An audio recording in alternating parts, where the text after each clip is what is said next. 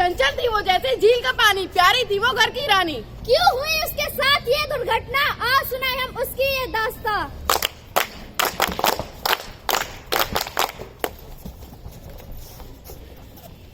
हाय माँ।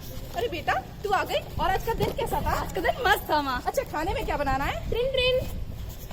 अरे आंटी आइए ना। अरे रिया कैसी हो बेटा? ठीक हो आंटी? आजकल दिखती नहीं, लगता है पढ़ाई में बहुत बिजी हो गई हो। आंटी बहुत काम है आजकल। हाँ वो मैंने सुना था तुम्हारी मॉडलिंग के बारे में, बहुत अच्छी लग रही थी। ऐसे ही अपने माँ बाप का नाम रोशन करती रहना। Thank you aunty.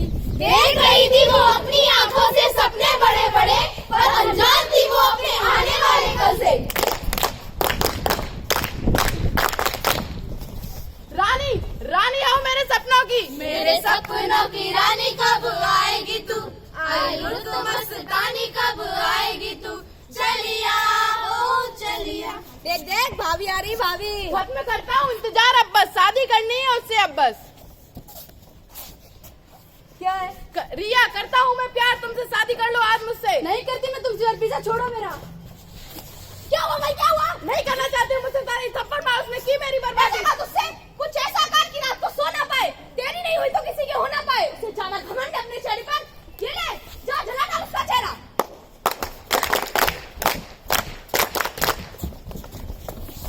देखो रिया मैं तुमसे आखिरी बार पूछता हूँ, शादी करनी है मुझसे? तुम्हें समझ नहीं आता कि कहा है मैंने कितनी बार नहीं करती मैं तुमसे प्यार। तुम्हें ज्यादा घमंड है ना अपने चेहरे पर, ये लो।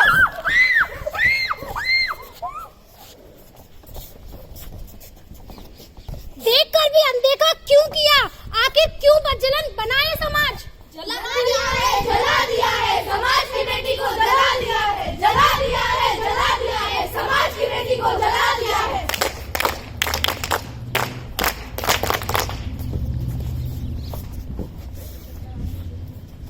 ना जाने क्या हुआ है हमारी बेटी को, ना जाने उसे किस बात की सजा मिल रही है। डॉक्टर साहब अब हमारी बेटी कैसी है? देखिए आपकी बेटी की सर्जरी हो चुकी है और वो खतरे से भी बाहर है, पर क्या?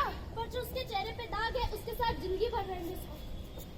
लगी उसके सपनों में ऐसी आग, नहीं मिट पाएंगे अब ये दाग। लगी उसके सपनों में ऐसी आग, नहीं मिट पाएंगे अब ये दाग।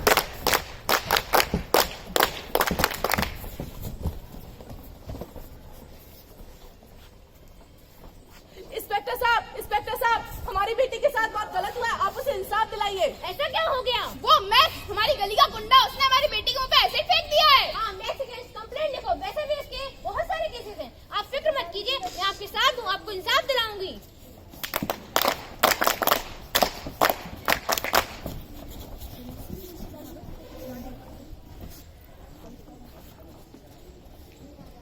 लड़की पर एसिड रखता है, तुझे शर्म नहीं आती? तुझे लड़की पर एसिड रखता है, तुझे शर्म नहीं आती? चल तुझे जेल में कर। अरे मैडम छोड़िए, मैंने उससे कहा था कि मैं उससे प्यार करता हूँ, फिर भी उसने ना कर दिया, इसीलिए मैंने उसके ऊपर ऐसे फेंक दिया। अच्छा तू उससे प्यार करता था, क्या प्यार करना किसी की जिंदगी लेना है? अरे इंस्पेक्टर साहब छोड़िए ना, वो अपने आप को मिस यूनिवर्स समझ रही थी, इसीलिए मैंने उसके ऊपर एसिड फेंक दिया, और उसने मुझसे ऐसा उल्टा सीधा कहा, इसीलिए मैंने उसका चेहरा जला दिया। अरे इंस्पेक्टर साहब छोड़िए ना, ये लीजिए। जला दिया है इंसान ने इंसानियत को, जला दिया है, जला दिया है, जला दिया है इंसान ने इंसानियत को, जला दिया है।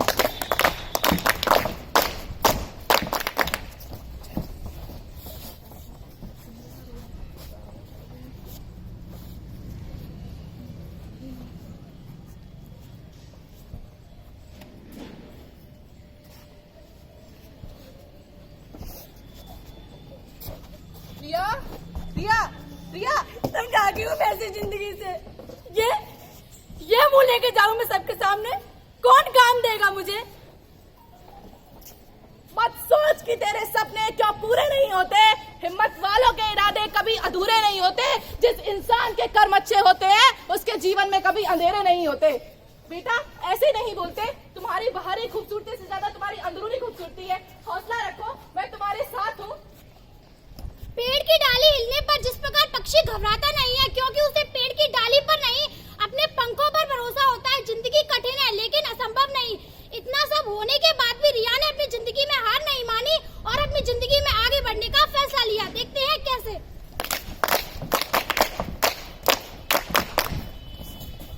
Number 24 Riya. May I come in, ma'am? Come in. पहले तो हम आपकी हिम्मत और हौसले की दाद देना चाहेंगे, लेकिन आपको भी पता है कि आपको नौकरी क्यों नहीं मिल सकती। So we are really very sorry. Next. अरे रिया, अपना चेहरा तो ढक लो, कोई डर जाएगा तुम्हारा चेहरा देखकर। जला दिया है, जला दिया है, एक बेटी ने दूसरी बेटी को जला दिया है, जला दिया है, जला दिया है, एक बेटी ने दूसरी बेटी को जला दिया है। बहुत हो गया, बहुत सहन कर लिया मैंने। समाज ने तो मुझसे मुंह फेर लिया, लेकिन खुद से कैसे मुंह फेरूं? बेटी निकलती है घर से, कहते हैं बेटा घर की इज्जत का ख्याल रखना।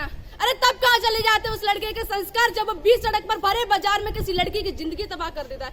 समाज कहता है कि हमारा बेटा संस्कारी होता है, पर तब कहाँ चले जाते उसके संस्कार? बहुत हो गया, बहुत सहन कर लिया मैंने। अरे समाज क्यों उन जुल्मों के खिलाफ आवाज उठाना नहीं चाहता? क्यों उनसे लड़ना नहीं चाहता? क्या सिर्फ इसलिए कि जिस लड़की पर भरे बाजार में एसिड फेंका गया वो उसकी खुद की बेटी नहीं थी? क्या सिर्फ इसीलिए वो जुल्मों के खिलाफ आवाज नहीं उठाना चाहता? बहुत हो गया, बहुत सहन कर लिया मैंने। अब इंसाफ मेरे हाथ में, जिनके साथ ऐसा हुआ उनका इंसाफ मेरे हाथ में, जिनके मुंह बंद करवा दिए उनका इंसाफ मेरे हाथ में। चुप मत बैठो, आवाज उठाओ, चुप मत बैठो, आवाज उठाओ। अब इस पेटिशन के द्वारा हम सरकार पर दबाव डालेंगे और हम जैसे ही उन सभी को इंसाफ दिलाएंगे। चुप मत बैठो, आवाज उठाओ, चुप मत बैठो, आवाज उठाओ, चुप मत बैठो, आवाज उठाओ, चुप मत बैठो, आवाज उठाओ।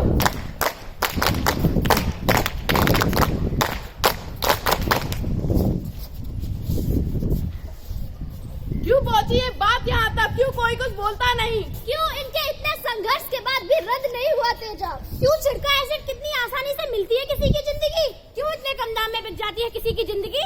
क्या किसी लड़की को बोलने का हक नहीं है? क्या वो अपने साथ जीवन नहीं जी सकती? क्या वो अपना प्यार खुद नहीं चुन सकती? क्या एक थप्पड़ का जवाब जिंदगी है? जिंदगी? क्या इन सवालों के कोई जवाब नहीं है? हाँ है। जिस प्रकार हमने पेटिशन डाल करके सरकार पर दबाव बनाया, उसी तरह हमें आवाज उठानी चाहिए और जिन जिनके साथ ये हुआ है उन्हें इंसाफ दिलाना चाहिए।